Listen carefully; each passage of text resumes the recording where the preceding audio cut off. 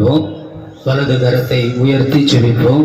ஸ்தோத்திரம், ஸ்தோத்திரம், ஸ்தோத்திரம், ஸ்தோத்திரம், ஸ்தோத்திரம். எல்லா வாயும் எல்லா கண்களும் மூடி வாய்களை திறந்து வலது கரத்தை உயர்த்தி, உங்களுடைய வலது கரத்தை உயர்த்துகிறதுனால உங்களுக்கு ஆசீர்வாதம், உங்களுக்கு அது ஆசீர்வாதம், அது உங்களுக்கு ஆசீர்வாதம், அது உங்களுக்கு ஆசீர்வாதம்.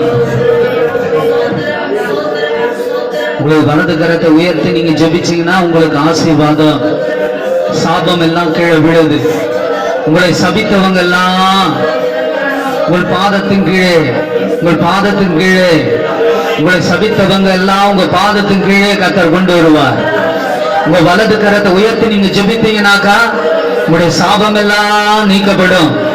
இயேசு சிலுவையில தொங்கி அவர் ஜெபித்த நேரங்களிலே உலக மக்களுடைய எல்லாருடைய சாபங்களும் கீழே காலங்கே கொண்டு வந்தார். நீங்க ஜெபிக்கிற இந்த ஜபம்தான், கரங்களை உயர்த்தி ஜெபிக்கிற ஜபத்துக்கு அவ்வளவு வல்லமை.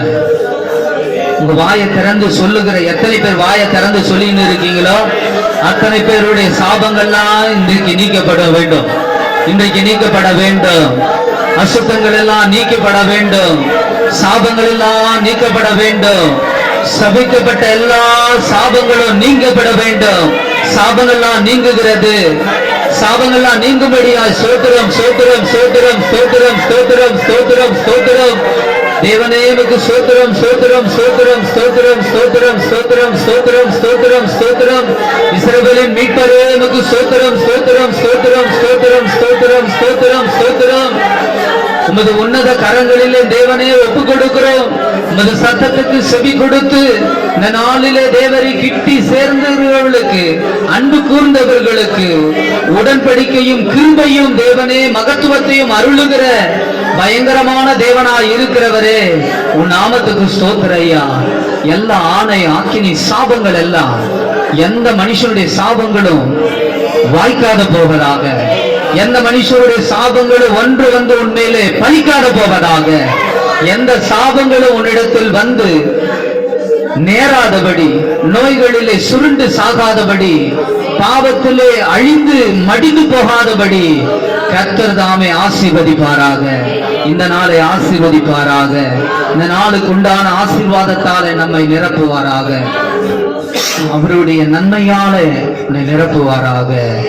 நன்மையின் பரிபொருள்னாலே கர்த்தர் உங்களை நிரப்புவாராக.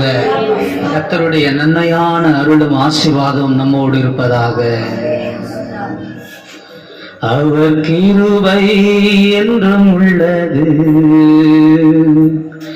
அவர் கிருபை என்றும் உள்ளது.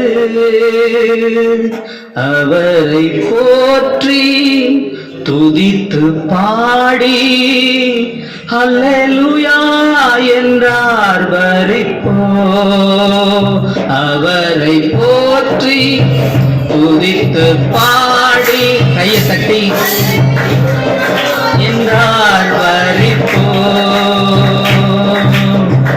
இருக்கப்பட்டோ கைவிடப்பட்டோ கலங்கிடாமல் கர்த்தர் தாம் நம்மை தூக்கி சென்று ரட்சிப்பை தந்து சபையில் சேர்த்து நித்தியம் சேர்ப்பார். நிறுத்தப்பட்டேன் கைவிடப்பட்டேன், கர்த்தர் தான் நம்மை தூக்கி அணைத்தார். சபையில் சேர்த்து நித்தியம் சேர்க்க கர்த்தர் தாம் நம்மை ரட்சித்து கொண்டார். நல்லவர் என்று வல்லவர், அவர் கிருபை என்றும் உள்ளது. அவர் நல்லவர், அவர் வல்லவர், அவர் கிருபை என்றும் உள்ளது. அவர் கிருபை என்றும் உள்ளது. அவர் கிருபை என்றும் உள்ளது.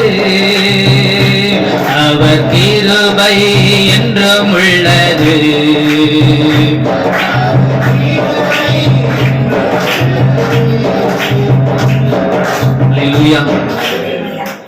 தேவநாம மகிமைப்படட்டும்.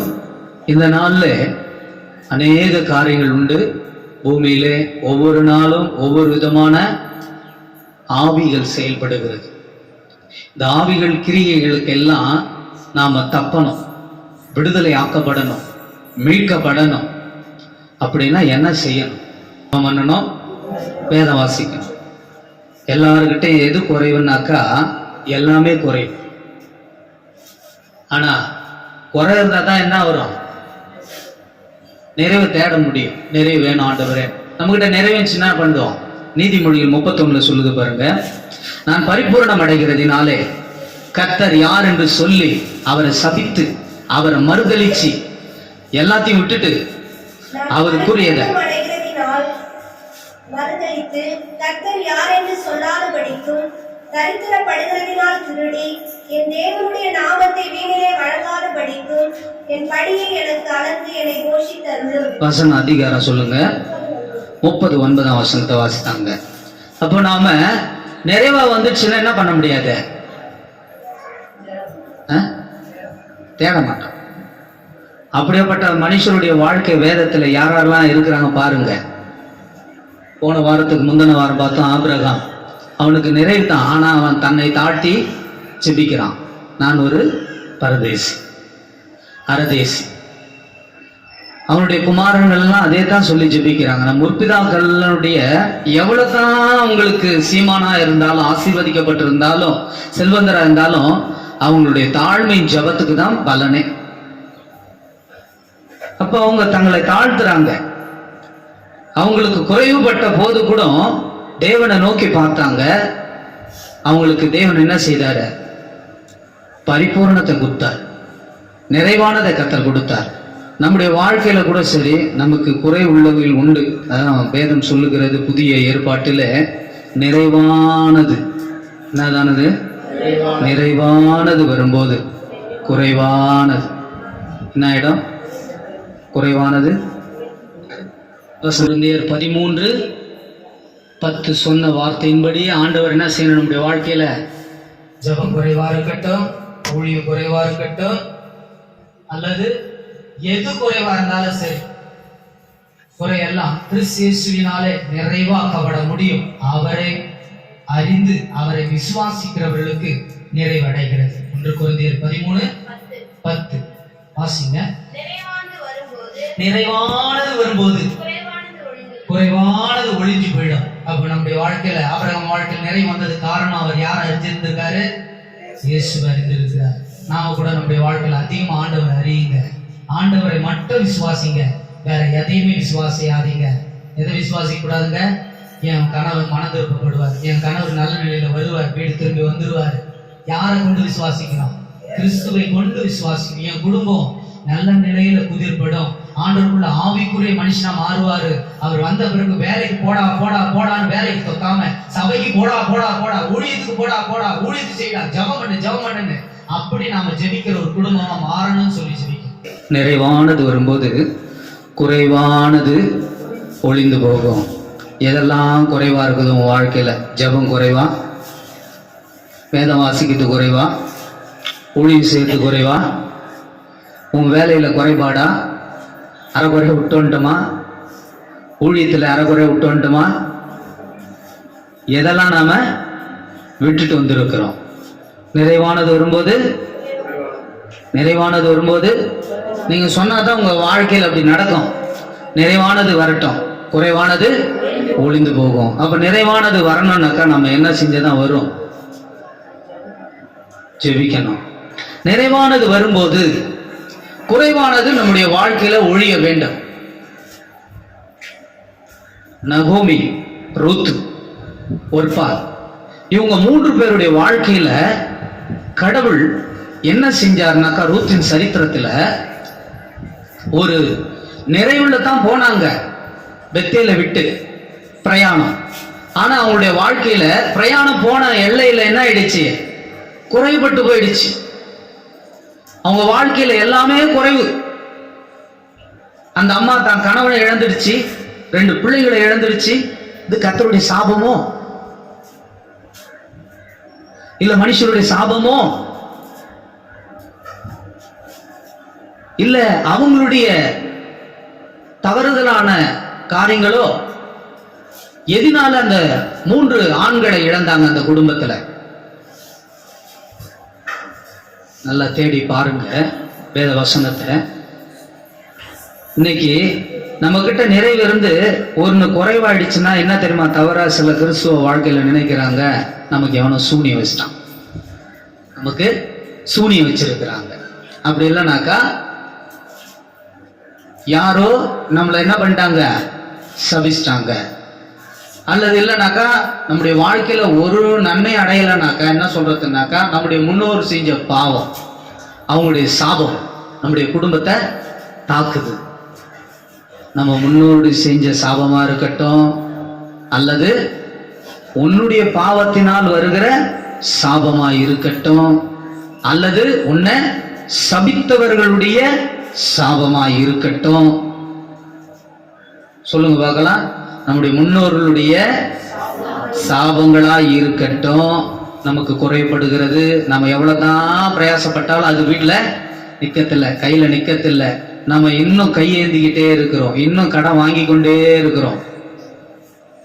நம்முடைய முன்னோருடைய சாபமா இருக்கட்டும், அல்லது ஏன் பாவத்தினுடைய சாபம், சுவாயத்தன் சொன்னாதானே, ஏன் பாவத்தினுடைய சாபமா இருக்கட்டும்.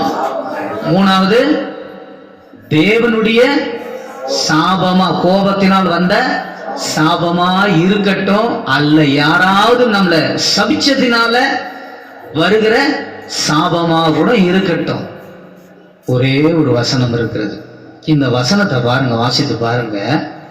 தேவன் என்ன செய்தாரா, இந்த உலகத்துல அன்பு கூர்ந்து உலகம் முழுவதும் சாபத்துக்குள்ளாக, உலகம் முழுவதும் பாவத்துக்குள்ளாக, உலகம் முழுவதும் அக்கிரமத்துக்குள்ளாக, உலகம் முழுவதும் மீறுதலுக்குள்ளாக இருக்குதுன்னு அறிஞ்சதுனால நம்முடைய ஒரே பெயரான குமாரன் இயேசுவை இந்த உலகத்துக்கு தேவன் அவரை நியாயம் தீர்க்கும்படியாக, அல்லது சபிக்கும்படியாக, அல்லது அவர்களுடைய ஆக்கினிக்குள்ளாக தீர்க்கும்படியாக தேவன் உலகத்துக்கு அனுப்பாமல், வசனம் பாருங்க, யோவான் 3ஆம் அதிகாரம் 19ஆம் வசனத்தை எடுத்துக்கோங்க. ஒளியானது உலகத்திலே வந்தது. நம்முடைய கிரியெல்லாம் எப்படிப்பட்டதா இருந்தது? இருளுக்குரியதா இருந்தது, இருளுக்குரிய வாழ்க்கையா இருந்தது, இருளுக்குரியவைகளையே பற்றி கொண்டிருந்தோம். அல்லேலூயா. தேவன் நாமம் எப்படி இருக்குதான்? ஒளியா இருந்ததா, அது உலகத்துக்கு வந்ததா. இருளானது, மனுஷருடைய கிரியெல்லாம் பொல்லாங்கானவைகளா இருளுக்குரியதா இருந்தது. அந்த ஒளி அந்த இருளுக்குள்ள வந்தது. ஆனா இருளானது ஒளிய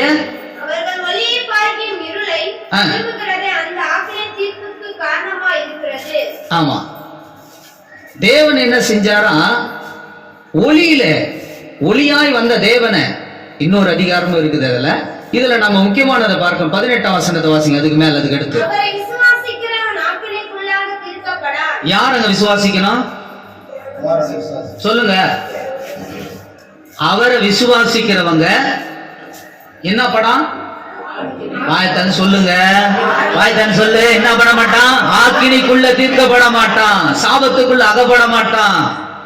நம்ம என்ன பண்ற தெரியுமா? குடுகுடுக்காரன் வந்து காரணம் சொன்னானா, இந்த வீட்டுக்கு ஒரு பெரிய ஆபத்து வந்து இருக்குது, ஆபத்து வந்து இருக்குது, ஆபத்து வந்து இருக்குது. ஜக்கமா சொல்லிட்டா சொல்லிட்டா சொல்லிட்டா சொல்லிட்டா சொல்லிட்டா.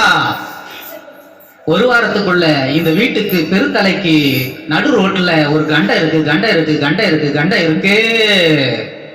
சாமி, அதெல்லாம் வந்து வாய்க்காத போனா என்ன செய்யணும்? 3 படி பச்சரிசியும் 1 மூட்டை கூண்டுல அரிசியும், சேவல் கூவாத சேவலா பார்த்து ஒரு கோழியும், அதுக்கடுத்து பட்டு சேலையும் பட்டு வேட்டியையும் நல்ல ஜீன்ஸ் பேண்ட்டையும் டீ ஷர்ட்டையும் இதெல்லாம் கொடுத்து 15,000 ரூபாய் நீங்க கொடுத்தீங்கன்னாக்கா பரிகாரம் உண்டு. அந்த பெருந்தலை நடு ரோட்ல சாவாது. நல்லா இருக்குதா? சேவலா பார்த்து குடிச்சுக்குவாமா, அப்பதான் ஆட்டு மாந்த பெருகும். சாவங்கீதடி விமோச்சனம் பெறணும்னாக்கா இதெல்லாம் செய்யி. அது சொல்லிட்டோம்னாக்கா உடனே என்ன பண்ணுவாங்க? ஆஹா, இதை நீ செஞ்சனாக்கா யாரெல்லாம் உனக்கு சபிச்சாலோ சாபம் விட்டாலோ அவ குடும்பம் நாசமா போறத உன் கண்ணாலே பாப்பாய் பாப்பாய் பாப்பாய் பாப்பாய் ஜக்கமா சொல்லிட்டா இவன் சொல்றத நம்பிடுவேன். அடுத்து பத்தி வச்சு கேட்டு அவன் சொல்ற வாக்கெல்லாம் நம்புறது விசுவாசிக்கிறது. எப்பா நம்ம குடும்பம் உருட்டாம போனதுக்கு காரணம், நான் கூட செத்ததுக்கு காரணம் கூப்பிட்டுக்காரனா, நீ அவனை கண்டிப்பா நீ பழி வாங்காத, நான் பழி வாங்கிடுறேன், நீ கவலைப்படாத, நீ ஆனால் அவன் குடும்பத்தை பத்திரமா பார்த்துக்கோ, இந்த பழி சொல்லிருக்கிறானே இவனுக்கு மட்டும் 1 லட்ச ரூபாய் கொண்டு குத்துவோம் மெத்தோட்டை எழுதி வை. இப்போ நம்பிக்கை வருமா? அதனால வீட்டை கேட்க வேணாம், கொஞ்சமா கேட்போம். ஒரு 20,000 ரூபாய் கொடுத்துரு, அவங்ககிட்ட ஒரு பேண்ட் ஒரு சட்டம் புதுசா எடுத்து வச்சுக்கிறப்பாரு. இப்போ இன்னும் எடுக்கவே இல்லை, எடுக்கணும்னு தான் நினைச்சிருந்தோம், எடுக்கவே இல்லையே. அப்ப இதெல்லாம் நம்புறது, இதெல்லாம் விசுவாசிக்கிறது. இப்படி செஞ்சீங்கன்னாக்கா, அல்லது மத்தவன் நமக்கு ஒரு சண்டை வந்துச்சுன்னாக்கா நீ உருப்பிடுன்னு நினைக்கிறா? நிச்சயமா சொல்றேன், நீ உருப்பிடவே மாட்டேன். இப்ப இது சொல்லிட்டாங்களா, ஐயோ அவர் வாயிலிருந்து வந்துச்சா, அவர் சொன்னாக்கா அப்படியே உருப்பிடாம போயிடுவோம் நாம. இதெல்லாம் நான் விசுவாசிக்க கூடாது. எதை மட்டும்தான் விசுவாசிக்கணும், அப்படி நீ விட்ட சாபம் பழிக்குமா இருந்தா கூட சரி. ஆண்டவர் என்ன சொல்லி இருக்காருனாக்கா, அவரை விசுவாசிக்கிறவன் ஆக்கினிக்குள்ளாக தீர்க்கப்படான். யாரை விசுவாசித்த போது இந்த சாபங்கள்லாம் முடியும்? கரங்களை தட்டி மகிமைப்படுத்துங்க. என் இயேசுவை நீ விசுவாசித்தனாக்கா உன் ஆணை ஆக்கினி சாபங்கள் எல்லாம் நீக்கப்படும். கண்டதையும் விசுவாசிக்கிறது. அப்ப கண்டதையும் விசுவாசிக்காம நாம காணாத இருக்கிற இறைவன் மேல அவரை பற்றின விசுவாசத்தை, அவர்தான் இவைகள் எல்லாம் சிருஷ்டித்தவர், எல்லாருடைய ஆணை ஆக்கினி சாபங்களை அவரே கொடுத்தவர், அந்த சாபத்துக்காக விமோச்சனம் பண்ணும்படியாக அவரே பரிகாரமாக பரிகாரியாய் நமக்கு பரிகாரியாய் தோன்றி நிற்கிறவர். எங்கே? காத்திருக்கிற நிருபம் 3ஆம் அதிகாரம் 13ஆம் வசனத்தை வாசிங்க.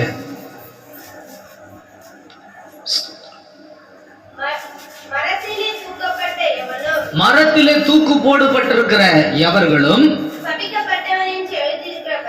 சபிக்கப்பட்டவர்கள் என்று எழுதியிருக்கிறபடியே கிறிஸ்து நமக்காக என்ன ஆயிட்டாருங்க? கரங்களை தட்டி மகிமைப்படுத்துங்க. கிறிஸ்து நமக்காக என்ன ஆயிட்டாரு? கிறிஸ்து நமக்காக என்ன ஆயிட்டாரு? சொல்லுங்க, கிறிஸ்து நமக்காக என்ன ஆயிட்டாரு? யாருக்காக சாபமானாரு?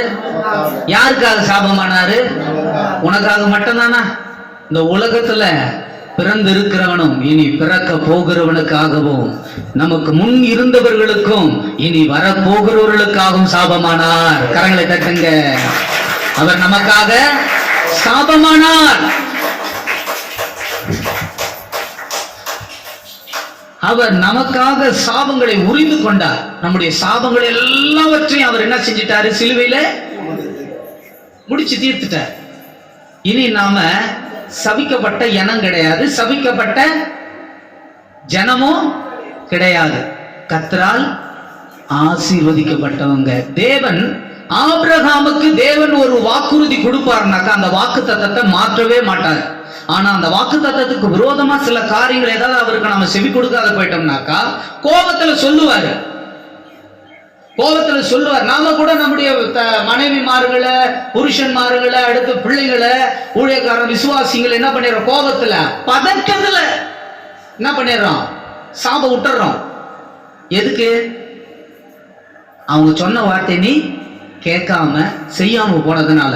அதுக்கப்புறமேட்டுக்கு அவங்க என்ன பண்ணிடுறாங்க? ஐயோ நான் என் பிள்ளை இப்படி சொல்லிட்டேனே, ஐயோ அப்படின்னு மனம் பதட்டப்படுகிறது, வேதனைப்படுகிறது. என் பிள்ளைய நானே இப்படி சொல்லிட்டேனே, என் பிள்ளைய நான் ஊரெல்லாம் இப்படி சொல்லிட்டேனே, ஐயோ 10 பேருக்கு முன்னாடி இப்படி அவமானப்படுத்திட்டேனே, ஐயோ என் விசுவாசிகள் இப்படி பண்ணிட்டேனே. நாம பண்ணிருக்க கூடாது, நம்ம ஊழியக்காரர் இப்படி நம்ம பண்ணிட்டோமே.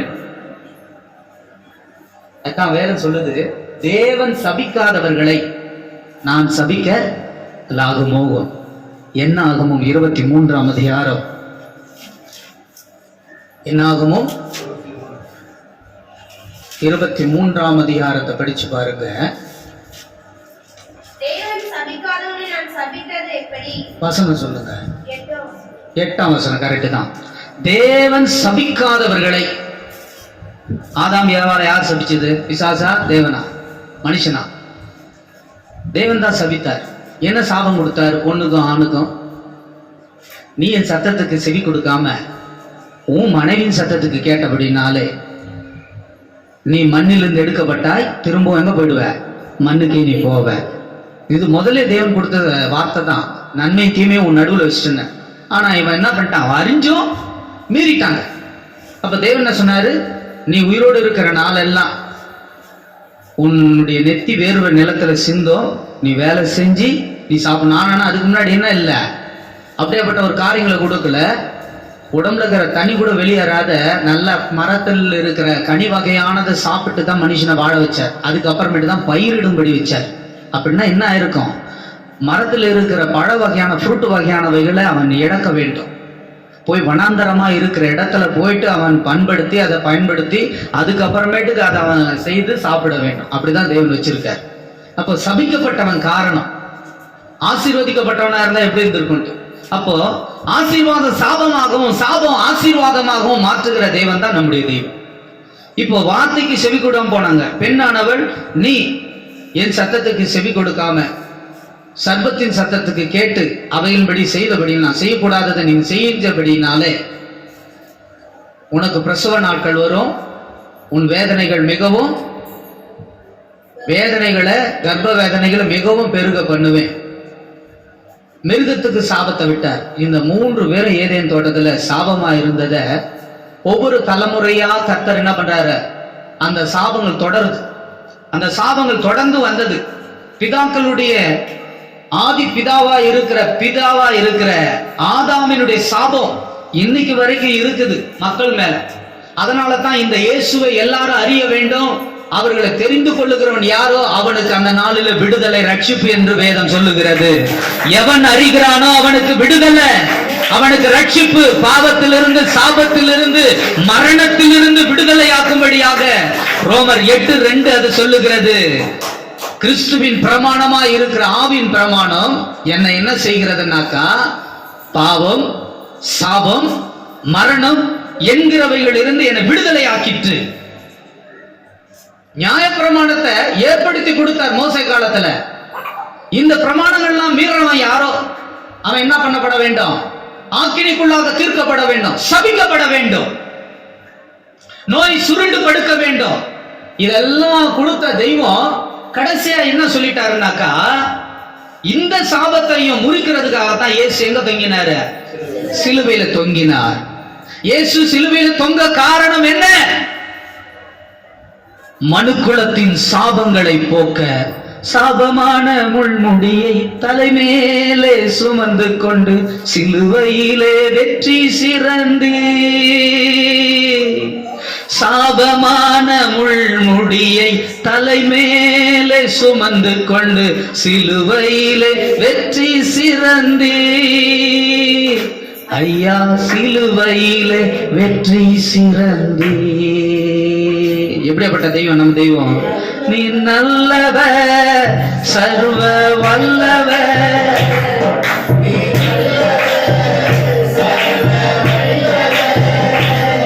உங்க இரக்கத்துக்கு முடிவே இல்லை. பிதாவாகிய தெய்வம் பாராட்டின அன்பு, உங்க இரக்கத்துக்கு முடிவே இல்லை.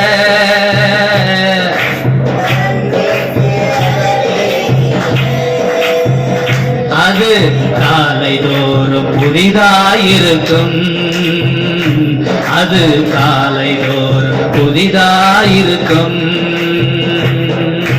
மனதுருகும் தெய்வமே ஏசையா, உம்மை மனதார துதிப்பே ஸ்தோத்தரிப்பே. மனதுருகும் தெய்வமே ஏசையா, உம்மை மனதார துதிப்பே ஸ்தோத்தரிப்பே. உலகத்தின் சர்வலோகத்தினுடைய பாவம் சாபம் மரணம் எல்லாருடைய சாபத்தையும் எல்லாருடைய மரணத்துக்காகவும் அவர் ஜீவனை கொடுத்திருக்கிறார். உனக்காக மட்டும்தான் வந்தாருன்னு நினைச்சிக்காத. உன் சாபத்தை மட்டும் நீக்கிட்டாரு. நீ சபிக்கிறவங்களை சாபத்துக்குள்ள ஆயிடுவாங்கன்னு நினைக்காத. தேவன் சபிக்காதவர்களை ஒரு மனிதனும் சபிக்க மாட்டானே, சபிக்க கூடாதே. அப்படி சபிச்சா என்ன நடக்கும்? சபிச்சுதான் பாரு, ரிப்பீட் ஆகும். ஒரு பால் இருக்குது என் கையில, இந்த செவுத்துல அடிச்சேன்னா திருப்பி என்ன ஆகும்? ஓங்கி அடிச்சேன், திருப்பி என் மூஞ்சில வந்து அடிக்குமா, என் வயிற்றுல அடிக்குமா, என் தொடையில அடிக்குமா, என் தலையில வந்து அடிக்குமான்னு தெரியாது. அதனாலதான் சொன்னார் ஆண்டவர், மேல் மோதுகிறவன் நொறுங்குண்டு போவான். அந்த பாறன்றது எது? கிறிஸ்து சபை. அப்ப இந்த சபைகளுக்கு விரோதமா சபைக்குள்ள ஒருத்தன் போயிட்டானா அவன் அடைக்கலத்தில் இருக்கான்னு அர்த்தம், அவன் கண்மலையோடு இருக்கிறான்னு அர்த்தம். ஒரு சபையா இருக்குதுன்னா அந்த சபைக்கு விரோதமா ஒரு மனுஷனை பேசினாலும் சரி, அந்த சபையை சார்ந்தவங்களுக்கு தான். அது யார் மேல போகுதுன்னா சாபம். சபிக்கிறவன் சபிக்கிட்டோம், அந்த சாபம் என் மேலே வரும். ரெபேக்கா இதை சொன்னாங்க யாருக்கு? யாக்கோபுக்கு. நான் கண்ணு தெரியாத அப்பா கிட்ட ஈசா கிட்ட போய் நான் பொய் சொல்லி நான் தான் மூத்தமாக வந்திருக்கேன்னு சொல்லி ஆசீர்வதிங்க கேட்டாக்கா அது சாபம் இல்லையா? அந்த சாபம் ஏன் மேல வரட்டண்டான்னு அம்மா சொன்னாங்க. இன்னைக்கு அம்மாவுக்கு அம்மாவா இருக்கிறார் யாரு? நம்முடைய ஆண்டவர் இயேசு. இயேசு சொன்னார்னா நீ போய் சொல்லு, பொய் நான் தான் வந்து இருக்கேன்பான்னு போய் சொல்லு, பொய். ஏசாப்பா போய் சொல்லுவாரா? பொய் சொல்லிருப்பாரா? போய் சொல்லுப்பான்னு சொல்லுங்க, சொல்லி கொடுப்பாரா? அப்ப நாம எப்படியெல்லாம் தெய்வம் நமக்கு கற்றுத்தரார் பாருங்க. அதனாலதான் அழகா இன்றைக்கு நம்முடைய சாபம் எல்லாம், நம்முடைய குறைவெல்லாம் நிறைவாக்குவதற்கு, சாபங்கள் நீக்கப்பட, பாவங்கள் நீக்கப்பட, மரணங்கள் கட்டுக்கள் அகன்று போக தெய்வம் தாமே நமக்காக வழக்காட, ஆக்கினிக்குள்ளாக அவர் தாமே சுமந்து கொண்டு நிற்க. நான் என்னன்றா, ஒருத்தன் சபிச்சு அந்த சாபத்துக்குள்ள நான் நிக்கிறேன்டானாக்கா என் தெய்வம் உலகத்துக்கு வரல. என் தெய்வம் வந்து வழக்காடாத சும்மாவா இருப்பாரு? அவர் உலகத்துக்கு பிதாவாகிய தேவன் அனுப்பினது பொய்யா இருக்குமே. அவர் உலகத்துக்குள்ள ஆக்கினிக்குள்ளாக தீராமல் தன்னை விசுவாசிக்கிறவன் எவனும் கெட்டு போகாமல் ரட்சிக்கப்படும்படி அவரை அனுப்பினார், அவரை தந்தருளினார், இவ்வளவாய் அன்பு கூர்ந்தார். எவ்வளவு அன்பு! பாதாளத்திலே இருக்கிறவனையும் புழுதிலே இருக்கிறவனையும் தூக்கி பரலோகத்துக்கு அழைத்து செல்வதற்கு இந்த ஜனத்தை எனக்கென்று நீர் ஏற்படுத்தினீர். இவர்களின் துதியை என்ன சொல்லி துதிப்ப? என்னை பாதாள கட்டில் இருந்து, ஆக்கினி தீர்ப்பிலிருந்து என்னை மீட்டெடுத்த என் தெய்வத்தை துதிக்கிறோம். சாதாரணமான ஒரு மீட்பு கொடுக்கல நம்முடைய தெய்வம் நம்மள. அப்ப நம்மள நரகத்துக்கும் பாதாளத்துக்கும் யாருன்னா ஒருத்தர் சொல்லி நம்மளை சபிப்பாங்கன்னா அந்த சாபம் காரணமில்லாத எடுக்கிற சாபம். நீதிமொழிகள் 26:2. குருவி, எந்தெந்த குருவி எப்படி பறந்து போகுதுன்னு சொல்றாரு பாருங்க. அடைக்கலம் குருவி நம்ம வீட்டுல பார்த்திருப்போம். சிட்டுக்குருவி பழைய காலத்துல புல் வீடுங்க இருந்ததுங்களே, கூரை வீடு இருந்ததே, அதுக்கடுத்து மஞ்சு வீடு இருந்ததே, தென்னை ஓலை பனை ஓலையில வீடு கட்டினாங்க பாத்தீங்களா. இப்பெல்லாம் லேட்டஸ்டா மாறி போச்சு, அதெல்லாம் போயிடுச்சு. ஆனா இந்த வெயில் காலம் வந்ததுமே மறுபடியும் பழைய காலத்துக்கு ஸ்டைலுக்கு போறாங்க. பனை ஓலையை தேடுறாங்க, தென்னை ஓலையை தேடுறாங்க, மஞ்சு வீட்டை தேடுறாங்க. எதுக்கு? அப்பெல்லாம் நோய் இல்லாத இருந்தோம். இப்போ ஸ்ட்ரைட்டா அது மேல சூரியன் விழுது, அந்த கதிர் வந்து நம்ம மேல விழுது, ஷீட்டு மேல. அந்த ஷீட்டினுடைய ஹீட் நம்ம மேல வரதுனால உடனே வெண்கோப்பளம் வருது, இந்த கோப்பளம் வருது, அந்த கேன்சர் வருது, இந்த கேன்சர் வருது, தைராய்டு வருது, பல வியாதிகள் வருது. முன்னோர்கள் கூரைகளிலும் பந்தல்களிலும் இப்படி எல்லாம் அமைக்கப்பட்டதுனால நலமா இருந்தாங்க, சுகமா இருந்தாங்க. அன்னைக்கு சோர்வு இல்லை, பலவீனம் இல்லை. இன்னைக்கு பலவீனமா இருக்கிறோம். ஏசி போட்ட வீட்டிலே இருந்தா கூட பலவீனமா தான் இருக்கிறோம். காரணம் என்ன? பாரம்பரியத்தை எல்லாத்தையும் மாத்திட்டோம். மோசே அன்னைக்கு கூடாரம் போட்டான், ஆபிரகாம் கூடாரம் போட்டான். அந்த கூடாரத்துல இருந்த பிள்ளைங்களுக்கு யாராவது வியாதி வந்தவங்களை காரணம் சொல்லுங்க பார்க்கலாம். பேதுரு கூட கேட்கிறார், யாருக்கிட்ட? இயேசு கிட்ட கேட்கிறார், இயேசுவே உமக்கு எலியாவுக்கும் யாருக்கு? மோசேவுக்கும் இந்த இடத்துல ஒரு கூடாரம் போட்டுட்டோமா? நான் அவங்களுக்கு தனித்தனியா போட்டோமான்னு கேட்கிறார். ஆண்டவரே, நாங்க டைல்ஸ் போட்ட வீடு கட்டடமா உங்களுக்கு இங்க? ஆண்டவரே, அன்னைக்கு டைல்ஸ் இருந்துச்சோ இல்லையோ, கற்பாறையில ஒரு வீடு கட்டிடலாமா? எதையும் கேட்கல. கூடாரம், தேவன் தங்கி இருக்கிற கூடாரம். வாதை அணுகாது, மரணம் அணுகாது, சாபம் அணுகாது. அதனால பாருங்க, நமக்கு வேதம் அழகா எவ்வளவு தெளிவுபடுத்தி அழகா ஒவ்வொரு காரியங்களையும் தேவன் சொல்லி கொண்டு வருகிறார். அப்போ எல்லாருடைய சாபத்துக்கும், எல்லாருடைய ஆணை ஆக்கினி தீர்ப்புக்கும் தேவன் நீங்களாகும்படி அவர் சத்தத்துக்கு உண்மையா செவி கொடுத்து அந்த வார்த்தையை விசுவாசித்து அவரை மாத்திரம் விசுவாசிக்கணும். கண்டதை விசுவாசிக்காம கர்த்தரை மாத்திரம் விசுவாசிக்க. கர்த்தரை விசுவாசித்து இருப்பீங்கன்னாக்கா நிச்சயமாகவே நம்முடைய குறைகள் எல்லாம் அவராலே நிறைவாக்கப்படும். அவர் நம்முடைய முற்பிதாக்களுக்கு ஆணையிட்டு கொடுத்திருக்கிறார். ஆபிரகாம் காலத்திலே கர்த்தர் என்ன சொன்னார்? நீ என் சொல்லுக்கு கீழ்ப்படிந்தபடினாலே நான் உன்னை ஆசீர்வதிப்பேன். உன் சந்ததி ஈசாக்கையும் ஒப்பு கொடுத்தபடினாலே, உன் புத்திரன் ஏகசுதன் என்று பாராமல் ஒப்பு கொடுத்ததினாலே நான் என்ன செய்வேன்? உன் சந்ததிகள் இந்த வானத்தின் நட்சத்திரங்களை பாரு, பூமியின் கடற்கரை மணலை பாரு, இவைகள் எண்ணக்கூடாத அளவுக்கு உன் சந்ததிகளை நான் என்ன பண்ணுவேன்? ஆசீர்வதிப்பேன், பெருக பண்ணுவேன்னு சொல்லி ஆணைத்தார். அந்த தேவன் தான் என்ன சொன்னாரு? ஆமா, கிறிஸ்து நமக்காக சாபம் ஆயிட்டாரு. இதெல்லாம் பொய்யாயிடல. அப்ப ஒருத்தன் ஜபிச்சு நம்ம அந்த சாபம் நம்ம மேல வந்து பலிக்குதுனாக்கா, ஒண்ணு கிறிஸ்துவின் வார்த்தைக்கு அவரை நீ விசுவாசியாக இருக்கணும் கேட்டு, அப்போ உங்ககிட்ட சாபம் வரும், அப்போ உங்ககிட்ட பாவம் இருக்கும், அப்போ உங்ககிட்ட மரணம் இருக்கும். அவருடைய வார்த்தையை கேட்டு அவரை விசுவாசித்தவன் யாரோ அவனுக்கு எந்த சாபமும் வருவது இல்லை. அதனாலதான் நீதிமொழியில படிச்சோம் 26:2 படிச்சீங்க. அடைக்கலம் குருவி அலைந்து போகிறது போல. இதெல்லாம் பாருங்க, இந்த குருவி பத்தி எதுக்கு சொல்றாருனாக்கா, அது கூட்டில் இருக்கும், அதுக்கு அடுத்து எங்க போவோம்? அந்த கூட்டு கட்டுறதும் அழகா எப்படி எல்லாம் கட்டுதுன்ற, அந்த கூட்டை விட்டு போகும், மறுபடியும் எப்படி வரும்? அந்த கூட்டுக்குள்ளே கட்டின வீட்டுக்குள்ளே வந்துடும். இப்படி ஒருத்தன் காரணம் இல்லாத இத்தனை சபிச்சனாக்கா மகனே, கர்த்தர் உங்ககிட்ட திருப்பி சாபத்தை ரிப்பீட் அனுப்புவார். வீசப்பட்ட பந்து உன் மூஞ்சிக்கு வந்தது போலதான் உன் மேல வரும். நீ சபிச்சனா அந்த சாபக்கேடு உனக்கு தான் போய் தங்கிடுச்சுனாக்கா, நீ சொன்ன சாபம் வெரி குட், உனக்கு ஒண்ணு ஆகாது. ஆனா நீ சொன்ன சாபம் அது உனக்கே திரும்பாதபடி இருக்கணும்னாக்கா அவங்ககிட்ட தங்கணும். போன சாபம் திருப்பி உங்ககிட்ட வருதுனாக்கா அங்க ஏதோ இருக்குது. குருவிக்கு கூடு இல்லைனாக்கா திருப்பி அந்த இடத்துக்கு வராது. என்ன குருவி? தக்குவேலாம் குருவி அலைந்து திரிந்து என்ன பண்ணுது? அடைக்கலாம் குருவி போய் மறுபடியும் எங்கே வந்தது? அந்த இடத்துக்கு வந்தது. பாத்தியா, இதுதான் சாபம். திருப்பி ரிட்டர்ன் வர்றது.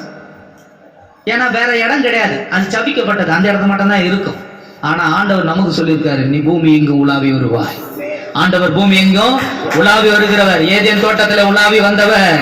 நம்மையும் சொல்லியிருக்கார், நீ எங்கும் போய் சுற்றி திரிப்பா, நான் உனக்கு கொடுத்திருக்கேன். நீ எத்தேசத்துல இருந்தாலும் எதை மேய்ந்துக்கணும்?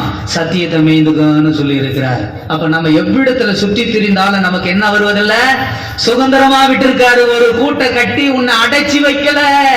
அடைப்பை பிடுங்கு, அடைப்பிலிருந்து விடுதலை தரதான் ரட்சிப்பு கொடுக்க தெய்வம் வந்திருக்கிறார். கரங்களை தட்டி மகிமைப்படுத்துங்க. சோத்திரம், சோத்திரம், சோத்திரம். நம்முடைய சாபத்தை உரிந்து கொண்டவர், நம்முடைய பிள்ளைகளின் சாபத்தை உரிந்து கொண்டவர், நம்முடைய மரண கட்டுகளையும், என் மேல் இருந்த மரண கண்ணி என் பிள்ளைகளோ என் மனைவிகளோ அல்லது எந்த கட்டிலே இருந்தாலும் என் இயேசுவை விசுவாசித்து அறிந்து விசுவாசிக்கிறவனுக்கு மரணத்திலிருந்தும் சாபத்திலிருந்தும் பாவத்திலிருந்தும் விடுதலை ஆக்குகிறவர். இதுதான் நம்ம நம்பணும்.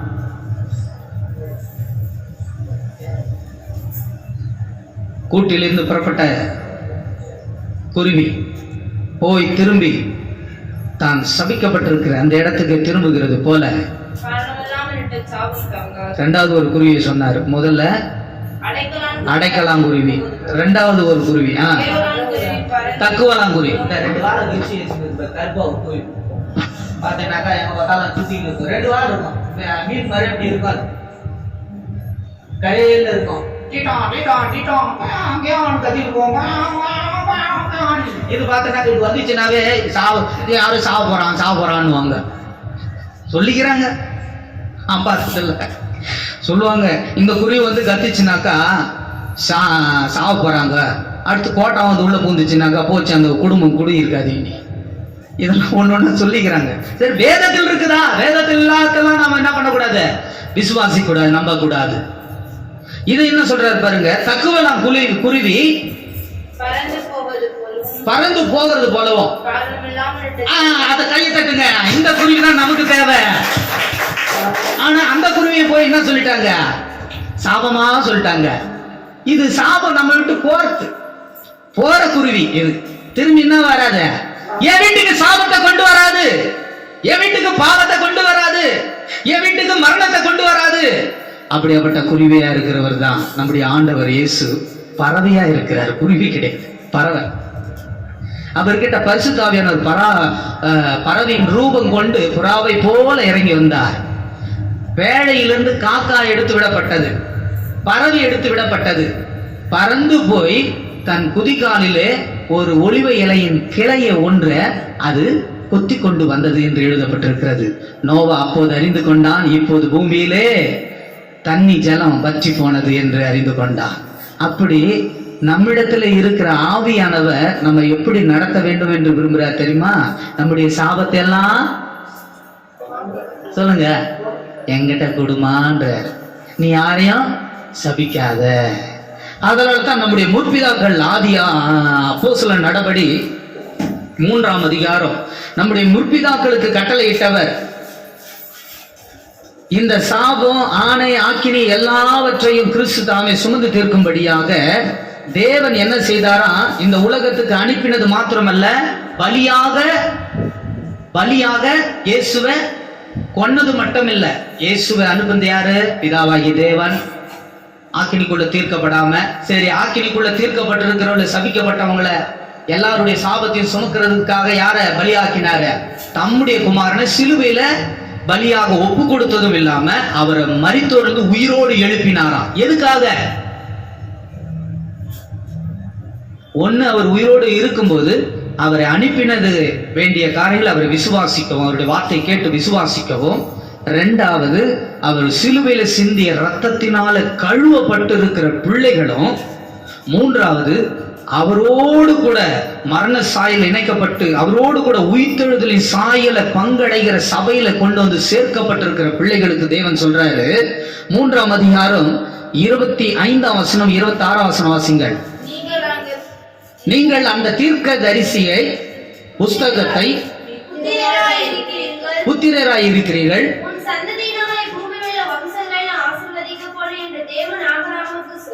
ஆபிரகாம் முற்பிதாக்களுக்கு சொன்னது போல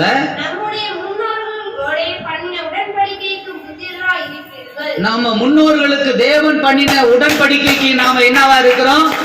தேவன் பண்ணின புத்திரரா இருக்கிறோம். யாரெல்லாம் புத்திரரா மாறிட்டீங்க, அவங்க மேல சாபம் தொடராது.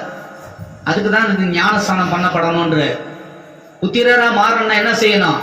ஞானஸ்தானம் பண்ணப்படணும். ஞானஸ்தானம் பண்ணப்படாத வரைக்கும் நீ அவங்க மேல சொல்ற சாபங்கள் என்ன ஆகும்? வரும், போ. ஆனா முற்றுமா அதை விட்டு தகர்த்து போட, குறைவெல்லாம் நீக்கப்பட, நிறைவானது பரிபூர்ணமானது வர வேண்டும்னாக்கா நிச்சயம் நாம புத்திரராய் மாறப்பட வேண்டும். கிறிஸ்துவை நாம விசுவாசித்து ஏற்றுக்கொள்ள வேண்டும். அதனால சொல்றாரு பாருங்க, அவர் உங்கள் அனைவருடைய எல்லா பொல்லாங்குக்கும் விலக்கி அவர் உங்களை ஆசீர்வதிக்கும்படி தேவன் தம்முடைய பிள்ளையா இருக்கிற இயேசுவை மரித்தோர்ந்து உயிரோடு எழுப்பி நம்மிடத்தில் அவர் அனுப்பின நோக்கம் என்ன? வாங்க சொல்லுங்க பார்க்கலாம். தேவன் அனுப்பின நோக்கம் என்ன? நம்மை ஆசீர்வதிக்க. அப்ப நம்மை ஆசீர்வதிக்கிற தேவன் நம்மோடு கூட இருக்கிறாரா இல்லையா? அப்ப குறையெல்லாம் என்னவா மாறும்? கிறிஸ்து இயேசுக்குள்ளாக நிறைவாக்கப்படும்.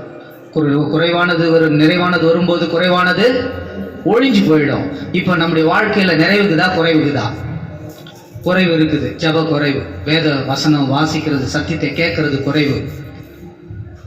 அவருடைய பரிபூர்ணத்தினாலே நமக்கு ஒரு ஆசீர்வாதம் இருக்குது. ரெண்டாவது, அவர்களுக்கு உண்டான ஒரு ஆசீர்வாதம் இருக்குது. அதை நீங்க மனசுல வச்சுக்கணும். அவருடைய பரிபூர்ணத்தினாலே, அவருடைய பரிபூர்ணம் என்னது? பிதாவாகிய தேவன் அவர் உலகத்துக்கு அனுப்பி அவரை குறித்து சொல்லி மனுஷருடைய பாவங்களை சாபங்களுக்காக பலியாகி, அதுக்கு அடுத்து என்ன பண்ணணும்? அன்றாட எந்த ஆசாரியனும் என்ன செய்யணும்னாக்கா, முதல்ல தன்னுடைய பாவத்துக்காக பலி செலுத்தணும், பிறகு ஜனங்களுடைய பாவங்களுக்காக பலி செலுத்தி தன்னை சுத்திகரித்துக் கொள்ளணும். அப்பதான் அவன் தேவனுடைய பிள்ளைகளா இருக்க முடியும், தேவனுடைய ஜனமா இருக்க முடியும். அப்படி இராவிட்டாக்கா அவங்க மேல எதிராளிகள் வருகிற எல்லாமே என்ன ஆகப்படும்? தோல்வியாக மாற்றப்படும். அப்ப அந்த தோல்வியிலிருந்து ஜெயம் கிடைக்கணும்னாக்கா அவன் முதல்ல தன்னை ஒப்பு கொடுத்து சுத்திகரிக்கப்பட வேண்டும். இது ஒரு சுத்திகரிப்பு. அப்படி கிறிஸ்து தாமே பிரதான ஆசாரியராக இருக்கிற அவர் தம்முடைய பரிபூரணத்தினாலே நம்மை ஆசீர்வதிக்கும்படியா எழுந்தருளினார். நமக்கு ஒரு ஆசீர்வாதம் இருக்குது, நாமும் பரிபூரணம் பட வேண்டும். அப்ப நாம பரிபூரணப்படுகிறதுக்காக, என் நாடுகள் பரிபூரணப்படுகிறதுக்காகவே நான் அவைகளுக்கு என்ன கொடுக்கிறேன்? நித்திய ஜீவனை கொடுக்கிறேன். என் ஆவி என்னுடைய ஆடுகள் பரிபூரணம் அடைய வேண்டும், அவைகளுக்காக நான் என் ஜீவனை கொடுத்திருக்கேன். அப்ப நாம நமக்குண்டாயிருக்கிற ஒரு ஆசீர்வாத நன்மைகளால நாம் நிரப்பப்படும்படியாக, சாபங்கள்லாம் நீக்கப்படும்படியாக கிறிஸ்துவையே எப்போது வைத்து அவரை மட்டும் தான் விசுவாசிக்கணும். நம்ம கண்டதெல்லாம் கொண்டு ஊர்ல இருக்கிறவன் சொல்றதெல்லாம் அப்படி செஞ்சு பார்க்கலாமா? ஒருத்தன் சொல்லிட்டாங்களாம், ஒருத்தர் வீட்டுக்கு ஒரு போன் வருது, வந்து நீங்க நாளை தினத்திலிருந்து இன்றே நீங்கள் லட்சாதிபதிகள், நாளை தினத்துல நீங்கள் குபேரர்கள். எப்படிங்க எப்படிங்க? உங்கள் செல்லுக்கு இப்போது அனுப்பி வைக்கப்படும், அந்த நம்பருக்கு நீங்கள் கால் செய்தீர்கள் என்றால் இப்போது இந்த சிலை உங்கள் வீட்டுக்கு வந்து இறங்கும். அதை வைத்து நீங்கள் 40 நாட்களுக்குள்ளே பூஜை செய்தீர்கள், ஆனால் குபேரனாய் மாற்றப்படுவீர்கள். இப்படிலாம் வருது அட்வர்டைஸ்மெண்ட், இப்படிலாம் பண்ணி எப்படிலாம் விளம்பரம் பண்றான் பாரு. இதை நம்பி ஒரு கிறிஸ்துவ சபையில இருக்கிற 3 பிள்ளைங்க வாங்கி வச்சு பூஜை பண்ணிட்டாங்க. உடனே கபகபன் பணக்காரன் ஆயிட்டாங்க. எப்படி அதுன்றியா? கொஞ்ச நாள்ல பணக்காரன் ஆன மாதிரி இருக்குது குடும்பமே. அதுக்கப்புறம் பார்த்தாக்கா இருக்கிறதுக்கு இடமும் இல்லை, கட்டிக்கிறதுக்கு துணியும் இல்லை. அந்நிய தேவர்களை பின்பற்றுகிறவர்களுக்கு வேதனைகள் பெருகும். அப்புறம் சொல்றாங்க, எப்பா இப்படிலாம் நடந்தது, அதனால தான் நான் இந்த 1 வருஷமா கோயிலுக்கு வரல. இப்ப என் குடும்பம் இப்படி நடுத்தூரில் நிக்குது, ஒருவேளை சாப்பாட்டுக்கு வழி இல்லை, ஏதாவது முடிஞ்சா உங்களால செய்யுங்க, இதுக்கு ஏதாவது வழிக்குதா? யூதா புஸ்தகம் சொல்லுகிறது, 22ஆம் வசனம் வாசிங்க. அல்லாமலும் நீங்கள் கிறிஸ்துவை பற்றின அறிவு இருந்தாக்கா, நமக்கு பகுத்தறிவு இருந்தாக்கா, ஒருத்தன் இப்படி தவறு செஞ்சுட்டான், இப்படி போயிட்டான், இப்படி தப்பான போயிட்டான், அவனை மறுபடியும் திருப்புவதற்கு கர்த்தர் என்ன செய்யறாரு? விட்டுருவார். அவருடைய பிள்ளையாச்சு, நீ விட்டுருவார்? அவரு நிச்சயம் விட மாட்டாரு. நீ பின்வாங்கி போயிருந்தாலும் சரி, எலியாவை அனுப்பி, எலியாவை போல இருக்கிற ஆட்களை அனுப்பி ஆகாப்ப கர்த்தர் மனம் திருப்ப வேண்டும். ஆகாப்பு எப்படியாப்பட்டவன்? விக்கிரக தோப்புகளை உருவாக்கி அவங்களை வழிபடுத்தப்பட்டு வந்த ஜனமாய் மாற்றப்பட்டவன். கடவுளுடைய ஜனம்தான். விக்கிரக தோப்புகளை உருவாக்கினா, அவைகளை வணங்கினா, அதனால என்ன வந்தது? அந்த தேசத்துக்கு வாதையும் சாபங்களும் வந்தது. அந்த சாபத்தை நீக்குவதற்கு எலியா என்கிற ஒரு மனுஷன் அனுப்பி ஜெபிக்க வைத்தார். கர்த்தரே தெய்வம், கர்த்தரே தெய்வம், கர்த்தரே தெய்வம். எல்லாம் தாழ கீழே விழுந்து அவன் கூப்பிட்ட மாத்திரத்துல வானத்திலிருந்து என்ன வந்துடுச்சு? தேவன் அக்னியா இறங்கி வந்து ஜபத்தை அங்கீகரித்து அனைவரையும் கர்த்தர் மாற்றி போட்டார். எலியாவின் ஜபம் குறைவாயிருந்த அவனுடைய தேசம் நிறைவாக ஆசீர்வாதமாய் மாற்றப்பட்டது. யாரால? எலியா என்கிற ஊழியக்காரனை அனுப்பி கர்த்தர் செய்த காரியம். அப்படிதான் சொல்றாருங்க. அல்லாமலும் பகுத்தறிவு உள்ளவர்களாய் இருந்தால் இரக்கத்தை பாராட்டி ஆக்கினியிலிருந்து இழுத்து விட்டு பயத்தோடு அவர்களை ரட்சிக்கவும் வெறுத்து தள்ளுங்க. அதை தான் சொல்லி முடிக்கிறாரு. அப்போ அவங்களை ரட்சிப்பு. யாக்கோபு திருமுகம் 5ஆம் அதிகாரம் எடுங்க. தப்பி போன மார்க்கத்தார், தப்பி போன மார்க்கத்தில் நின்று கரங்களை தட்டி மகிமைப்படுத்துவோமே. ஸ்தோத்திரம், ஸ்தோத்திரம், ஸ்தோத்திரம், ஸ்தோத்திரம். 5:20 சொல்லுகிறது, தப்பி போன மார்க்கத்தில் நின்று திருப்புகிறவன் ஒரு ஆத்துமாவை மரணத்தில் இருந்து ரட்சித்து திரளான பாவத்தை அவன் மூடுகிறான். யார் மூலமா கொண்டு தெரியுமா? கிறிஸ்துவை நீ அறிந்திருப்பாய். ஆனா அனைவரையும் என்ன பண்ணப்பட வேண்டும்? அவர்கள் சாபங்களையும் பாவத்தையும் மரணத்தில் இருந்தும் மீட்பு கொடுக்க இன்றைக்கு உன்னோடும் கிறிஸ்து தொங்கிக் கொண்டிருக்கிறார். சிலுவையில தொங்கின இயேசுவோடு கூட நீயும் தொங்கிக் கொண்டிருக்கிறார். அதனால் அவரை நோக்கி பார்க்கிறவர்களுக்கு ரட்சிப்பு உண்டு. அவர்கள் நோக்கி பார்த்தாங்க. அப்போஸ்தலர்களை பார்த்தாங்க, பேதுருவை பார்த்தாங்க, யோவானை பார்த்தாங்க. அலங்கார வாசல்ல அலங்கோலமாய் கடத்தப்பட்டிருந்த முடவன், அலங்கார வாசலிலே அலங்கோல முடவனை தூக்கிவிட்டார். அந்த நாளிலே அவன் நடந்தான். அப்போஸ்தலப்படி 3ஆம் அதிகாரத்துல எந்த நாமத்துல? இயேசுவை அறிந்திருந்து பகுத்தறிவு உள்ள அவன் தூக்கி விட்டான். இன்னைக்கு அது போல இருக்கிறவங்கள நாம தூக்கி விட வேண்டும் என்று ஆண்டவர் விரும்புற அந்த கடைசி காலத்துல.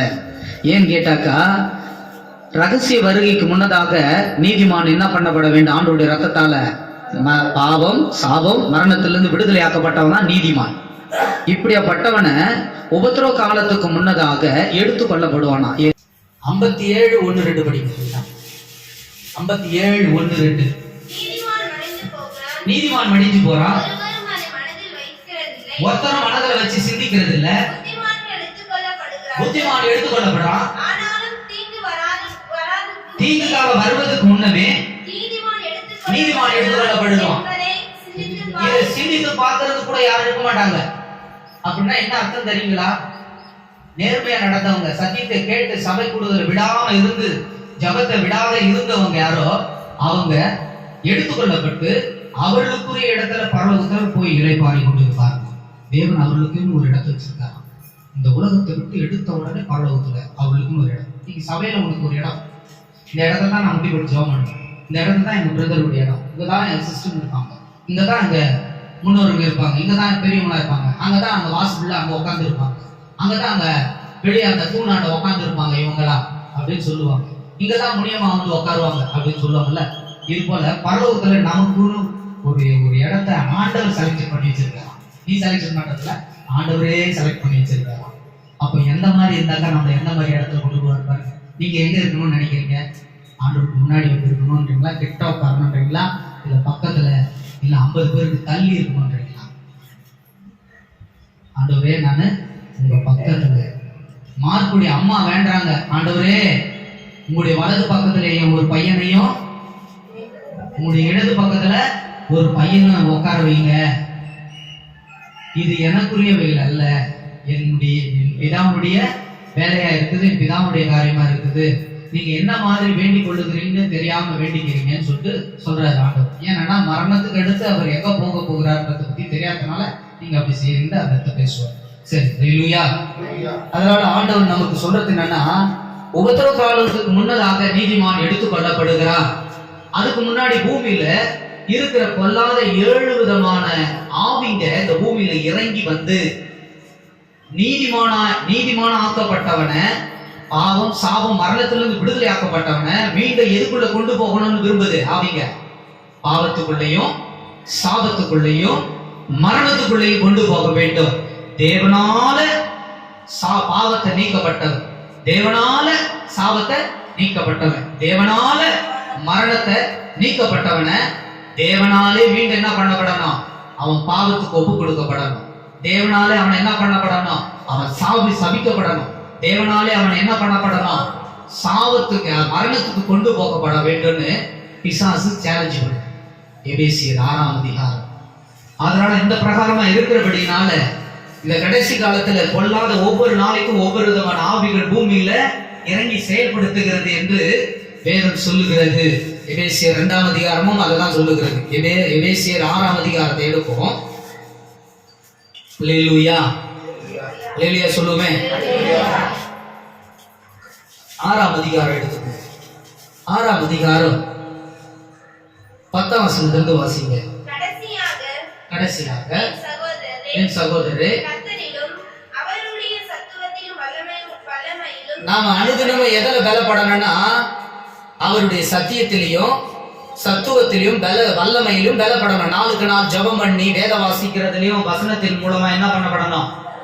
எதில பலப்படணும்? ஒரு மனுஷனும் நம்மளை பலப்படுத்த முடியாதுங்க. சோத்தை கொடுத்து பலப்படுத்த முடியுமா? கொஞ்ச நேரம் இருக்கு, அதுக்கப்புறம் மறுபடியும் பசி எடுக்கும், மறுபடியும் சோத்தை கொண்டு கொடுப்பான்னு பாப்பியா? சாபம் விட்டு போவோம். நீ உட்காந்து துணுன்னு இருப்ப, நான் உனக்கு வெடிச்சு கொட்டின்னு இருக்கிறவா இதை சொல்லிடுவாங்க பட்டுன்னு. அப்ப நாம என்ன செய்யணும்? தேவனுடைய சத்துவத்திலையும் தேவனுடைய வல்லமையிலும் நாம் பலப்பட வேண்டும். நாளுக்கு நாள் என்ன பண்ணணும்? இதுல பலப்படுறனாக்கா உனக்குள்ள யாருக்கு தெரியுங்களா? புதிதாக்கப்பட்டிருக்கிற ஒரு விசேஷித்த ரட்சிப்புக்குரியதான பரிசுத்த ஆவியானவர் உங்கள்கிட்ட இருக்கிறான்னு அர்த்தம் தான். நீ பலவீனமாவே போயிட்டு இருக்கிறனாக்கா உங்கள்கிட்ட அந்த பலவீன ஆவி ஏதோ செயல்படுத்தி கொண்டு இருக்கிறது. அந்த சாபங்களை முறியடிக்கணும். இயேசுவை நீ விசுவாசித்து அவர் சிலுவை நோக்கி பார்க்கணும். இதெல்லாம் நாம் செய்யணும். அதனால சொல்ற பாருங்க, நீங்கள் பிசாசின் தந்திரங்களை எதிர்த்து நிற்கவும் திராணி உள்ளவர்களாகும்படி தேவனுடைய சர்வாயுதத்தை தரித்துக் கொள்ளுங்கள். ஏனெனில் மாம்சத்தோடும் இரத்தத்தோடும் துரைதனத்தோடும் அதிகாரத்தோடும் அந்தகார லோகாதிபதிகளோடும் எங்க இருந்து ஆவிகளோடு செயல்படுகிறது சொல்லுங்க பார்க்கலாம். வான மண்டலங்களில் உள்ள பொல்லாத ஆவிகளின் சேனைகளோடும் போராட்டம் உண்டு. அப்ப நமக்கு என்ன இருக்கு சொல்லுங்க பார்க்கலாம். அன்றாட அனுதினம் என்ன பண்ணுது இந்த ஆவிங்க இறங்கி வருது பூமியில. அப்ப இந்த ஆவிங்களோடு கூட நாம என்ன பண்ணக்கூடாது, அவைகளை மேற்கொள்ளணும். அதுக்கு நமக்கு என்ன தேவை? பலவானை முந்தி கட்டினால் ஒழிய என்ன பண்ண முடியாது, அவனை மேற்கொள்ள முடியாது. அப்போ அவனை கட்ட கர்த்தருடைய வசனத்தினாலே கட்டப்பட வேண்டும். கர்த்தருடைய வசனத்தை சொல்லி உங்ககிட்ட ஆவி என்ன வசனம் இருக்கணும். ஆவியின் வசனத்தை அனுப்பி அவனை கட்டப்பட வேண்டும். இப்படி கட்டுகிறவர்களா இருக்க வேண்டும். ஆகையால் தீங்கு நாளில் அவனை நீங்கள் எதிர்த்து நிற்க சகலத்தையும் செய்து முடித்தவர்களாய் மிகவும் திராணி உள்ளவர்களாகும்படிக்கு தேவனுடைய சர்வாயுத வர்க்கத்தை எடுத்துக் கொள்ளுங்கள். அப்புறம் சத்தியம் என்னும் கட்சியை உங்கள் அறையிலே கட்டினவர்களாயும் நீதி என்னும் மார்க்கவசத்தை தரித்தவர்களாயும் சமாதானத்தின் சுவிசேஷத்துக்குரிய ஆயுதம் என்னும் பாதரட்சையை கால்களில் தொடுத்தவர்களாயும் பொல்லாங்கன் எய்யும் அங்கி அஸ்திரங்கள் எல்லாம் அவித்து போடத்தக்கதாய் எல்லாவற்றிற்கும் மேலாய் விசுவாசம் என்னும் கேடகத்தை பிடித்துக் கொண்டவர்களாயும் நில்லுங்கள். ரட்சணம் என்னும் தலைசீராவையும் தேவ வசனமாகிய ஆவியின் பட்டயத்தையும் எடுத்துக் கொள்ளுங்கள். எந்த சமயத்திலும் சகல விதமான வேண்டுதலோடு விண்ணப்பத்தோடும் ஆவியினாலே ஜெபம் பண்ணி, ஆவிக்குள்ளாக ஒப்பு கொடுத்து ஜெபம் பண்ணி அதன் பொருட்டு மிகுந்த மன உறுதியா இருந்து சகல பரிசுத்தவான்களுக்காகவும் பண்ணும் வேண்டுதலோடு விழித்துக் கொண்டிருங்கள். போதுங்க. அப்ப நமக்கு ஆண்டவர் சொல்லி இருக்குது, அனுதினமும் இந்த பூமியில் என்ன நடக்குது, போராட்டங்கள். நமக்குள்ள பாருங்க இருக்கிறவங்கள ஒவ்வொருத்தருக்கும் ஒவ்வொரு விதமா ஆவிங்க செயல்படும். நம்ம கிட்ட எல்லாருக்கிட்டையும் தேவனால் அனுப்பப்பட்டதான், ஆனா ஒவ்வொரு ஆவிங்களும் ஒவ்வொரு விதமா செயல்படுகிறது. எபேசியர் 2:2 படிக்கலாம்.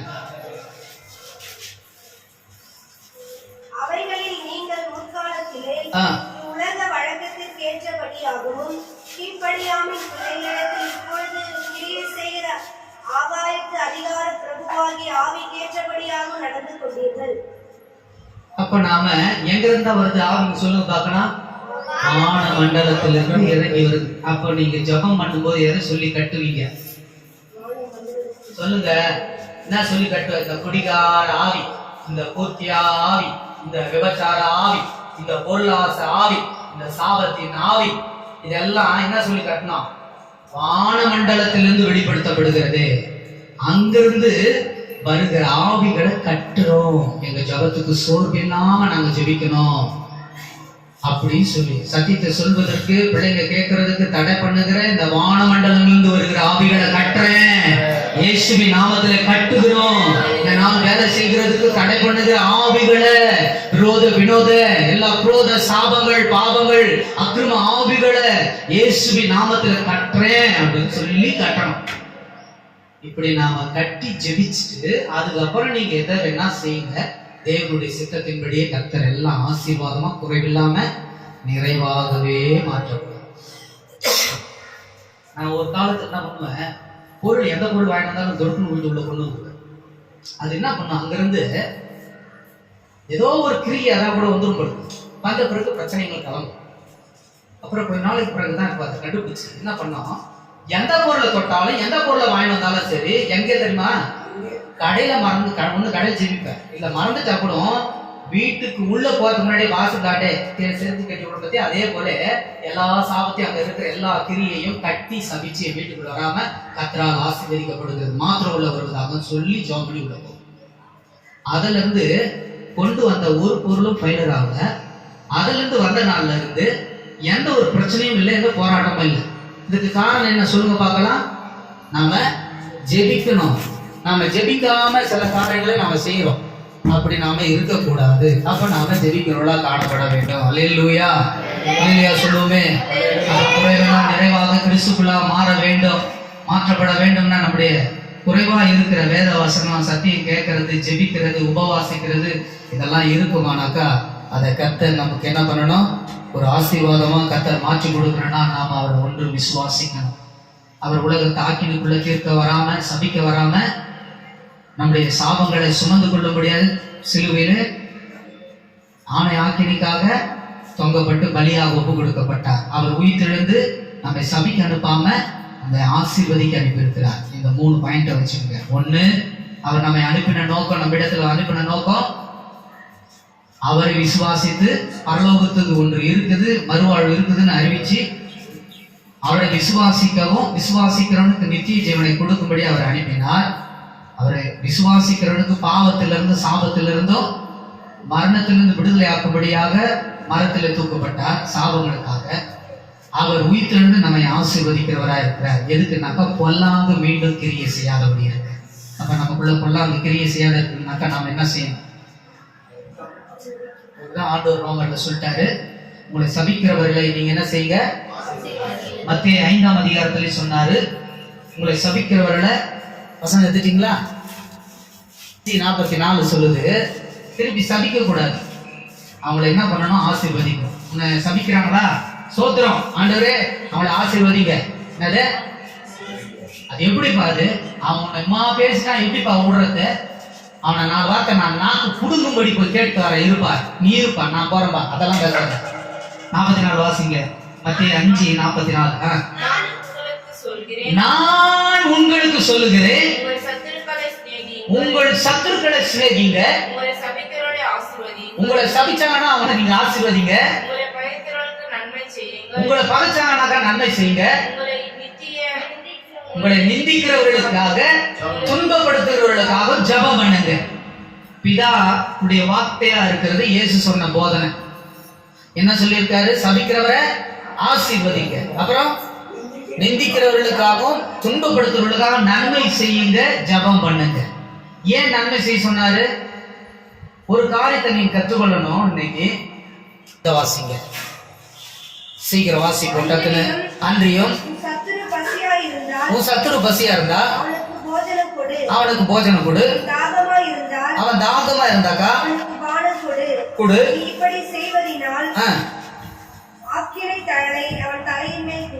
அப்போ ஆக்கினிக்குள்ளாக எப்படி தீர்க்கிறாங்க சொல்லுங்க பார்க்கலாம். ஆக்கினி சத்துரு பசியா இருந்தாக்கா அவன் சத்துரும் தெரியுது, அவன் உன்னை சபிச்சவன், அவன் உனக்கு விரோதமா தீங்கு செய்தவன், அவனுடைய தீவனை அவன் மேலே திரும்பி வருவதற்கு நீ செவராப்ப நிக்கிற, கண்மலையா நீ நிக்கிற, கண்மலையோடு கூட நீ நிக்கிற. அதனாலதான் வீசின பால் யார் மேலே போயிடுச்சு?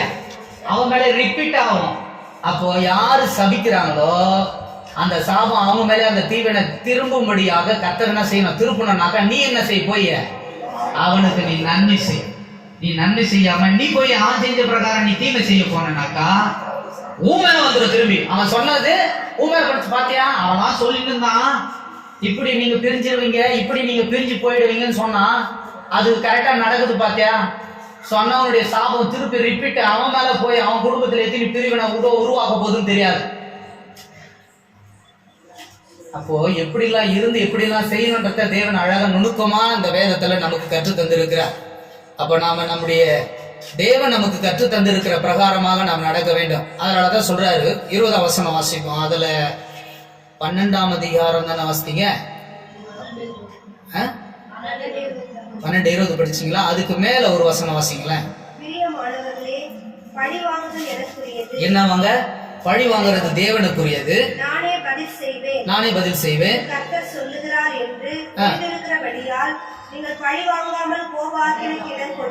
அப்போ தேவன் இந்த கோப அக்கினியை தீர்க்கணும்னாக்கா, தேவன் தான் தீர்க்கணும்னாக்கா நம்ம என்ன பண்ணிடணும்? நாம நன்மை செஞ்சுட்டு இடம் கொடுங்க. உங்க கண்ணால பாப்பீங்க அவங்க அழிஞ்சு போகிறது. யார் அழிப்பார்னா கர்த்தர் பதில் அளிக்கிறவரா இருக்கிறார். ஆனா நமக்குள்ள இருக்கிற ஆவியானவர் ஒருத்தரை அழிக்க கூடணும். அழிக்கும்படியாக வராம ரட்சிக்கும்படியாக வந்திருக்கிறார், மனம் திருக்கும்படியாக வந்திருக்கிறார், மீட்கும்படியாக வந்திருக்கார். அவருடைய அறியாமை ஆண்டவரை நீங்க நீக்கும்படியாக எங்களை நிந்திக்கிறது, துன்பப்படுத்துகிற அவங்களுக்காக நாங்கள் ஜெபிக்கிறோம். எங்களை சபித்து இருக்கிற அவங்கள நாங்கள் ஆசீர்வதிக்கிறோம். அவங்க ஆசீர்வாதமா இருக்கட்டும் ஆண்டவரே, பரவாயில்ல, அவங்க கூறின சாபம்.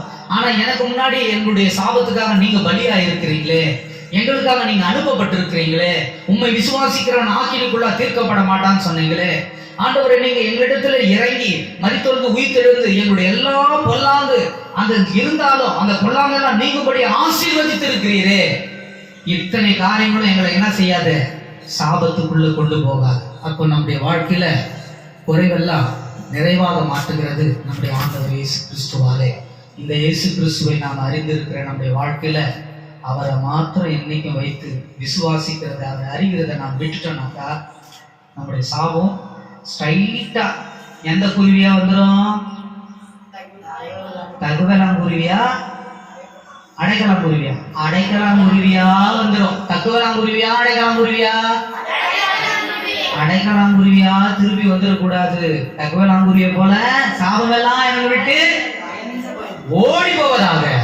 காரணமில்லாத இட்ட சாபம் அந்த குருவி அங்க தங்காது. அந்த குருவி என்ன பண்ணிடும்? வரும், கத்தும், போயிடும். கொஞ்ச நேரம் கத்தின்னு இருக்கும். அது போல சொல்லுவாங்க எல்லாரும், நாயை பார்த்து, மலையை பார்த்து நாய் குலைக்குது, மலைக்கு வலிக்க போகுது, நாய்க்கு தான் வாய் வலிக்கும். என்ன பெரியம்மா சொல்றது? நாய்க்கு வாய் வலிக்குமா இல்ல மலைக்கு வலிக்குமா? ஐயோ என்ன சொல்லாதன்னு அறாரிட. உனக்கு தான் சத்துவம் எல்லாம் குறைஞ்சு போகும். அதனால தெய்வம் தாமே உனக்கு முன்னே இருக்கிறார். ஒவ்வொரு குடும்பத்துக்கும் முன்னே இருக்கிறார். தெய்வம் முன்னே இருந்தாக்கா, அவரை நீ விசுவாசித்து உண்மைனாக்கா, அவரை மாத்திரம் விசுவாசித்து இருப்பாயானாக்கா, எந்த பாவம், சாபமும், மரணமும் நம்ம கிட்ட இருக்காது. கிறிஸ்து வெளிப்பட்டது நம்முடைய பாவம், சாபம், மரணத்திலிருந்து மீட்பு கொடுக்கத்தான் வெளிப்பட்டார். அந்த ஆண்டவர் ஆபிரகாமின் சந்ததிக்கு முற்பிதாக்களுக்கு ஆணையிட்டபடியே ஆபிரகாமுக்குள் சொல்லப்பட்ட ஆசீர்வாத சகல ஆசீர்வாதங்களும் கிறிஸ்து இயேசுக்குள்ளாக வழியாக இப்போது நமக்குள்ளே படித்துக் கொண்டிருக்கிறது. அந்த நன்மைகளை நாம பெறுவதற்கு நம்ம கிட்ட ஏதாவது இருக்கும்னாக்கா, அவருடைய சத்தத்தை கேட்கறதுக்கு கீழ்ப்படியாம போயிருப்பீங்கனாக்கா, மண்டிட்டு அவர்கிட்ட மன்னிப்பு கேளுங்க. ஆண்டவரே, நான் கீழ்ப்படியாம போயிட்டேன், உன் சத்தத்துக்கு செவி கொடுக்காம போயிட்டேன். தானியேல் 9ஆம் அதிகாரம் தான் சொல்லுகிறது. அவருடைய சத்தத்துக்கு ராஜாக்கள், பிரதானிகள், பிரபுக்கள் கீழ்ப்படியாமல் போனதினாலே எருசலேம் முழுவதும் என்ன பண்ணப்பட்டது? ஒரு பேரழிவு வரப்போகுது. அந்த அழிவுக்கு நீங்கும்படியாக எங்கள் ராஜாக்களுக்காக நான் ஜெபிக்கிறேன்னு தானியேல் பாவத்தை அறிக்கை செய்கிறார். தானியேல் 9ஆம் அதிகாரத்துல நாங்களும் எங்கள் பிதாக்களும் என்ன எதுக்கு செவி கொடுக்காம போயிட்டோம்? உங்க சத்திய வேதத்துக்கு மோசை எழுதி கொடுத்திருந்த பிரமாணத்துக்கு, சத்திய வசனத்துக்கு நாங்கள் செவி கொடுக்காமல் போனார்கள் எங்கள் பிதாக்கள்லாம், எங்கள் பிரபுக்கள், ராஜாக்கள்லாம். அதனால எங்கள் தேசங்கள் வந்து மோசே எழுதப்பட்டிருந்த அந்த சாபம் எல்லாம் வந்து படிச்சிடக்கூடாது. நான் அதுக்காக மன்றாடுறேன், ராஜாக்களுக்காக நான் ஜெபிக்கிறேன், அவள் மேல நீங்க இறக்க வையுங்க இந்த நாள்ல. அதே போல அசட்டையும் பண்ணக்கூடாது. அசட்டை பண்ணாலும் சாபமா மாறிடும். அது நமக்கு தான் அழிவு வரும். சபையில அசட்டப்பட்டது ஜெபிக்கும் போது, பாடும் போது, வேத வாசிக்கும் போது, வீட்லயே அதே மாதிரி இருக்கக்கூடாது. இதெல்லாம் அந்த அசட்டையெல்லாம் மாத்திக்கணும். அவர் மெய்யாகவே அசட்டை பண்ணப்பட்டவரா எண்ணப்பட்டாரா? ஏசாயா 53:3, 4, 5 வசனம் சொல்லுகிறது. அதனால தேவன் என்ன செய்தாரா? அவர் நம்முடைய எல்லாருடைய மீறுதலையும் எல்லாருடைய அக்கிரமத்துக்காக அவர் நொறுக்கப்பட்டார், காயப்பட்டார். நம்முடைய சாபங்களை சுமந்து தீர்த்து, நம்முடைய ஆணை ஆக்கினி எல்லாவற்றையும் அவர் சுமந்து தீர்த்ததினாலே நமக்கு சமாதானத்தை உண்டு பண்ணினார். அப்ப நம்முடைய ஆணை ஆக்கினி எல்லாம் அவர் சுமக்கணும். அதனால அவருடைய சத்தத்துக்கு உண்மையா செவி கொடுக்கிறவள் யாரோ, விசுவாசிக்கிறவள் யாரோ, விசுவாசித்து நடக்கிறவன் யாரோ, அவனுடைய குடும்பத்திலே அவனுக்கும் கர்த்தர் ஒரு காலமும் பாவத்தையும் சாபத்தையும் மரணத்தை கொண்டு வருகிறதில்லை. கர்த்தர் நாள் நமக்கு கொடுத்திருக்கிற இந்த வசனத்தை மனதில் வைத்து கண்களை மூடி ஜெபம் பண்ணுங்க. மண்டலங்கள் இருக்கிற எங்கள் பிதாவே, ராஜ்யம் வருக, நம்முடைய சித்தம் பரலோகத்தில் செய்யப்படுவது போல பூமியில் செய்யப்படுவதாக. எங்கள் அனுகிரகங்களை எங்களுக்கு எங்களுக்கு தீமை செய்தவர்களை நாங்கள் பொறுப்பது போல எங்கள் பாவங்களை பொறுக்கிறோம். சோதனையிடாத தீமையை ரட்சித்து காக்கிறோம். ராஜ்யமும் வல்லமை மகிமையும் என்றென்றும் உடையவைகளே. ஆமென். என் ஆத்துமாவே கர்த்தரை ஸ்தோத்திரி, என் ஆத்துமாவே கர்த்தரை ஸ்தோத்திரி, கர்த்தர் செய்த சாலங்கள்.